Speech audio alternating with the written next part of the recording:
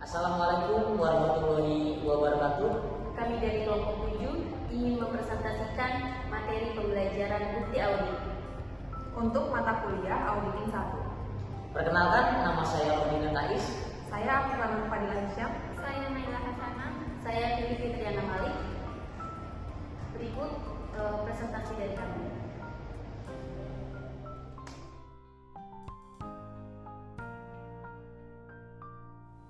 Bukti audit. Bukti audit adalah informasi pokok yang akan digunakan sebagai basis opini oleh auditor melalui perbandingan dengan kriteria yang berlaku dalam hal apakah sudah sesuai atau tidak.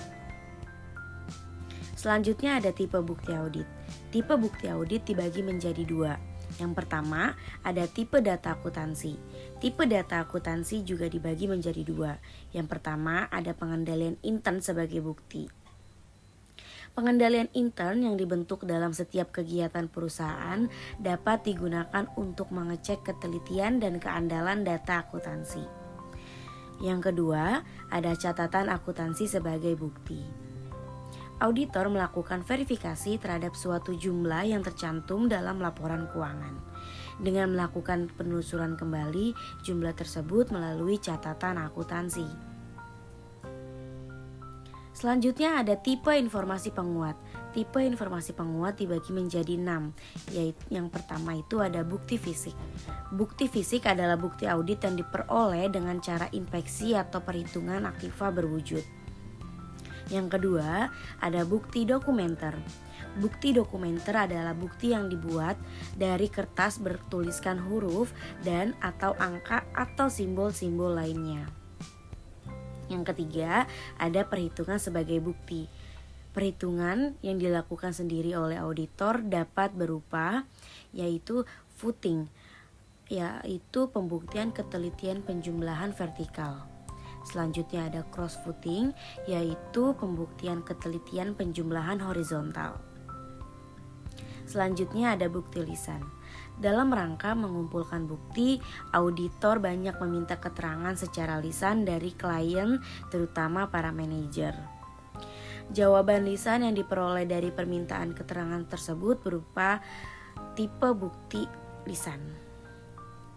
Selanjutnya ada perbandingan. Untuk menentukan akun asli atau transaksi yang digunakan yang akan dipisahkan guna penyelidikan yang lebih intensif, auditor melakukan analisis terhadap perbandingan setiap aktiva, utang, penghasilan, dan biaya dengan saldo yang berkaitan dalam tahun sebelumnya. Selanjutnya adalah bukti dari spesialis. Bukti dari spesialis adalah seseorang atau perusahaan yang memiliki keahlian atau pengetahuan khusus dalam bidang selain akuntansi dan auditing.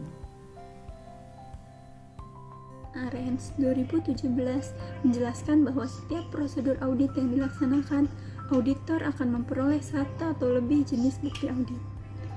Prosedur audit yang dimaksud adalah sebagai berikut.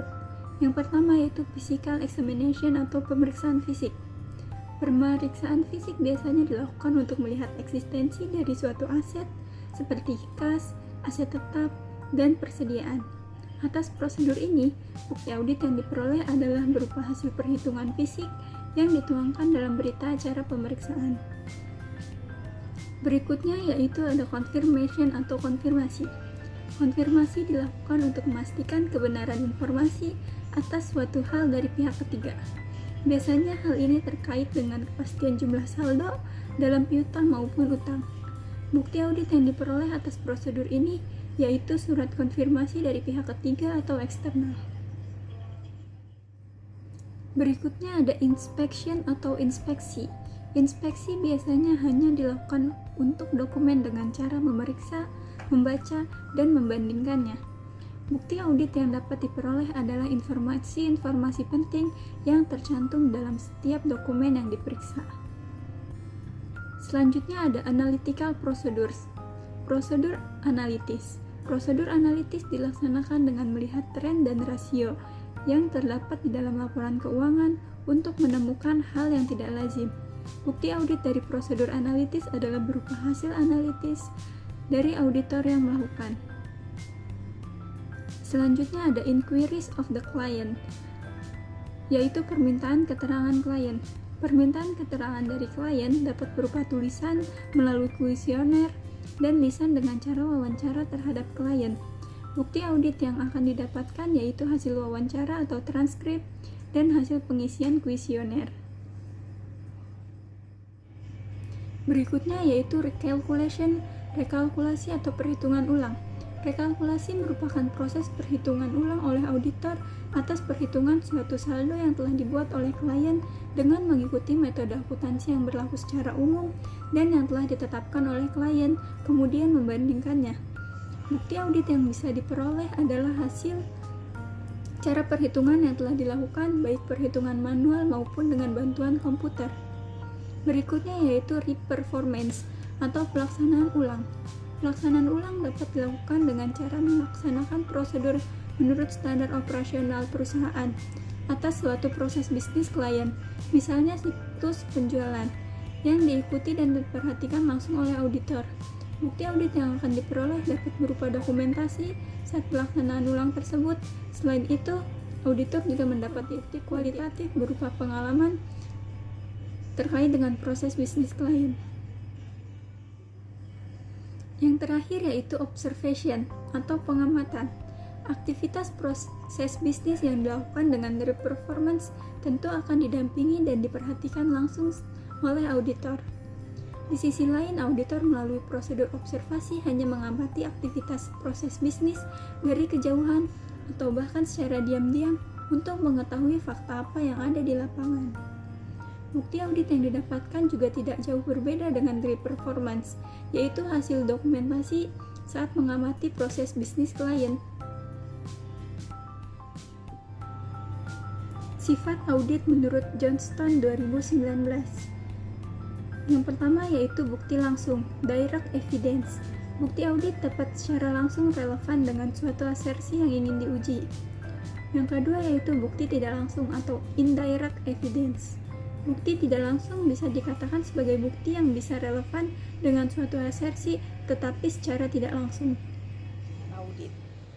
Asersi adalah pernyataan manajemen yang terkandung dalam komponen laporan keuangan. Pernyataan tersebut dapat bersifat implisit atau eksplisit serta dapat diklasifikasikan berdasarkan penggolongan besar sebagai berikut. Yang pertama, ada keberadaan atau keterjadian. Asersi tentang keberadaan atau keterjadian berhubungan dengan apakah aktiva atau utang entitas ada pada satu tanggal tertentu, dan apakah transaksi yang dicatat telah terjadi selama periode tertentu. Yang kedua ada kelengkapan. Asersi tentang kelengkapan berhubungan dengan apakah semua transaksi dan akun yang seharusnya disajikan dalam laporan keuangan telah dicantumkan di dalamnya. Ketiga, hak dan kewajiban. Asersi tentang hak dan kewajiban berhubungan dengan apakah aktiva merupakan hak entitas atau utang merupakan kewajiban perusahaan pada tanggal tertentu. Keempat, penilaian atau alokasi. Asersi tentang penilaian atau alokasi berhubungan dengan apakah komponen-komponen seperti aktiva, kewajiban, pendapatan, dan biaya sudah dicantumkan dalam laporan keuangan pada jumlah yang semestinya. Kelima, penyajian dan pengungkapan. Asersi tentang penyajian dan pengungkapan berhubungan dengan apakah komponen-komponen tertentu laporan keuangan diklasifikasikan, dijelaskan, dan diungkapkan secara semestinya. Kecukupan bukti audit. Pertama, materialitas. Auditor harus memberikan pendapat pendahuluan atas tingkat materialitas laporan keuangan. Karena tingkat materialitas dan kuantitas bukti audit memiliki hubungan terbalik, maka semakin rendah tingkat materialitas, semakin banyak kuantitas bukti yang diperlukan. Sebaliknya, jika tingkat materialitas tinggi, maka jumlah bukti yang diperlukan pun akan semakin sedikit. Yang kedua ada audit risiko. Risiko audit dengan jumlah bukti audit yang diperlukan memiliki hubungan terbalik. Rendahnya risiko audit berarti tingkat kepastian yang diyakini auditor mengenai kepuasan pendapatnya adalah tinggi.